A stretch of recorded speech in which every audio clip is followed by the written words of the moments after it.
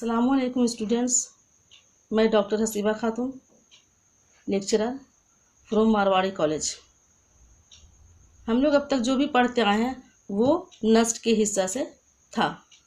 अपने निसाब की किताब से जो हम लोग पढ़ रहे हैं वो अब तक हम लोग नसरी हिस्सा से पढ़ रहे थे।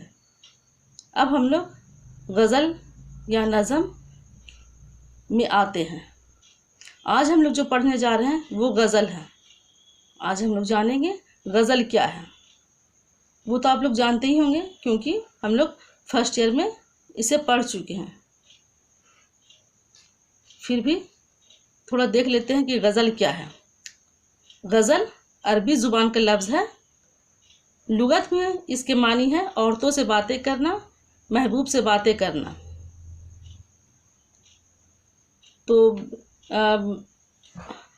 औरतों से बातें करना, महबूब से बातें करना, उसमें जब अपनी माशूकाओं का सरापा खींचते हैं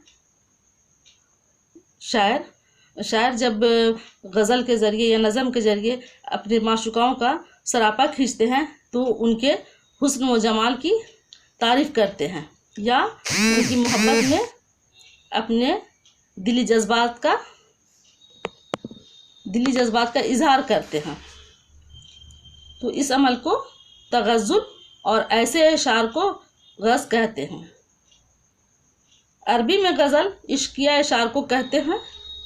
अरबी गज़ल में मतलब भी होता था और गज़ल की हैयत यानी कि बनावट के मुताबिक दूसरे इशार के तमाम मिसरे हम काफिया भी होते थे। अरबी गज़ल में गज़ल का हर शेर मुस्तकिल मज़मून का हामिल नहीं होता था। अरबी से गज़ल फ़ारसी में आई। बात तो समझ में आ गई होगी। शुरू में गज़ल कहाँ से आई? अरबी से फिर फ़ारसी में आई। फ़ारसी शायरों ने गज़ल में कई बड़े कारनामे अंजाम दिए हैं। एक ये कि उन्होंने गज़ल के हर शेर को एक मुस्तकिल मज़मून का हामिल बनाया। गज़ल के शेर में एक मुस्तकिल मज़मून को अलामत, तशबीह और इस्तिआरे के पर्दे में सिर्फ 2 मिसरों में अदा किया जाने लगा। सिर्फ 2 मिसरों में अदा किया जाने लगा। 2 मिसरों में मुकम्मल पूरी बातें आ जाती हैं। फ़ारसी शायरों ने मौज़ूआत व मज़ामीन के लिहाज से गज़ल में वसअत पैदा की यानी उसे और फैलाया। गज़ल में इश्क मिजाजी के साथ साथ इश्क इलाही, बेसुबाती दुनिया, जाहिदों से छेड़छाड़, अहले रिया पर तंज और रंदी व ख्वारी के मज़ामीन फ़ारसी शायरों ही की इजाद है। यहाँ पर आपको समझने की बात है कि इश्क मिजाजी क्या है? इश्क मिजाजी और इश्क इलाही। इश्क मिजाजी यानी कि दुनिया में जो लोग इश्क करते हैं एक दूसरे से उसे इश्क मिजाजी कहते हैं। और इश्क इलाही यानी अल्लाह से, अपने रब से इश्क करना। तो गज़ल में इश्क मिजाजी के साथ साथ इश्क इलाही भी है। अरबी शायरी में काफिया होता है, रदीफ नहीं होती। अरबी शायरी में काफिया होता है, रदीफ नहीं होती। उर्दू में गज़ल फ़ारसी अदब से आई। गौर कीजिएगा, गज़ल शुरू में कहाँ से आई? अरबी शायरी से वो फ़ारसी शायरी में आई और फ़ारसी शायरी से उर्दू शायरी में। तो उर्दू में गज़ल फ़ारसी अदब से आई। अब ये उर्दू की सबसे मकबूल सिन्फ सुखन है। फ़ारसी की तरह उर्दू गज़ल में भी मज़ामीन व मौज़ूआत की कोई क़ैद नहीं है। फ़लसफ़ियाना, आशिक़ाना हर तरह के मज़ामीन नज़म किए जा सकते हैं।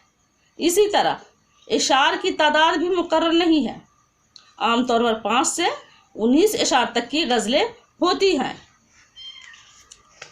शुरू में जब इब्तिदा में गज़ल लिखी जाती थी तो पहले क्या था, सिर्फ इश्क की बातें होती थी। गज़ल में इश्किया बातें होती थी, महबूब से बातें, महबूब के हुस्न की तारीफ़, यही सब होती थी। लेकिन आहिस्ता आहिस्ता लिखने वाले शायर जो है इसमें बदलाव करते गए और आज यहाँ तक है कि अब गज़ल में हर तरह की बातें नज़्म की जाती हैं, जैसे कि फ़लसफ़ियाना, आशिकाना, इक़्तिसादी, सियासी, हर तरह की बातें गज़ल में नज़्म की जाती हैं।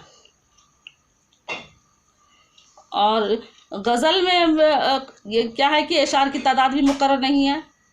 गज़ल आमतौर पर 5 से 19 अशार तक की गज़लें होती हैं। गज़ल का पहला शेर मतला कहलाता है।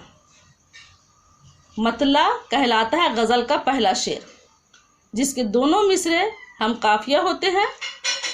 अगर किसी गज़ल में दूसरा मतला भी हो तो उसे हुस्न मतला कहते हैं या ज़ेब मतला भी कहते हैं।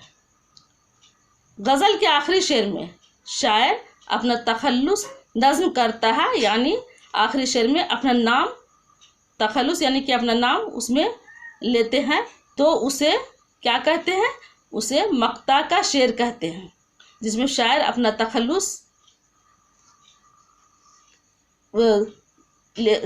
बयान करता है, अपना तखल्लुस नज़्म करता है, उसे मक्ता का शेर कहते हैं, उसे मक्ता कहते हैं। पहला शेर को अगर किसी गज़ल में दूसरा पहला शेर को क्या कहते हैं, गज़ल का पहला शेर को मतला कहते हैं, और जिसके दोनों मिसरे हम काफिया होते हैं। अगर किसी गज़ल में दूसरा मतला भी हो तो उसे हुस्न मतला या ज़ेब मतला कहते हैं। जिस शेर में ख़ासकर जब शायर गज़ल के आखिरी शेर में अपना तखल्लुस नज़्म करता है, अपना तखल्लुस लिखता है, अपना तखल्लुस, अपना नाम लिखते हैं, तो उसे क्या कहते हैं, उसे मक्ता का शेर कहते हैं, उसे मक्ता कहते हैं। जिस गज़ल में रदीफ़ ना हो, सिर्फ काफ़िये हो, उसे गैर मुरद्दिफ़ गज़ल कहते हैं।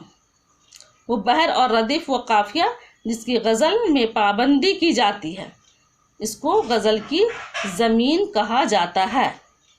गज़ल के अशार में अलग अलग मज़मून बयान करने की रस्म को बाज़ लोगों ने नापसंदीदगी और नुक्ताचीनी की निगाह से देखा है, लेकिन हकीकत यह है कि इसका ऐब नहीं, हुस्न है। क्योंकि गज़ल के एक शेर में शायर पूरी बात को मुकम्मल कर देता है, तो पूरी बात एक शेर में मुकम्मल हो जाता है। तो फिर इसमें गज़ल के अशार में अलग अलग मज़मून बयान करने की रस्म को बाज़ लोगों ने नापसंदीदगी और नुक्ताचीनी की निगाह से देखा है, लेकिन जब एक ही शेर में सारी बातें आ जाती हैं तो इसमें नुक्ताचीनी की बात नहीं है। इसमें हकीकत यह है कि इससे और हुस्न पैदा हो जाती है। इस तरह से गज़ल क्या है, इसे हम लोग जान गए कि गज़ल किसे कहते हैं। आज के लिए इतना ही, बाकी नेक्स्ट क्लास में। अल्लाह हाफिज़।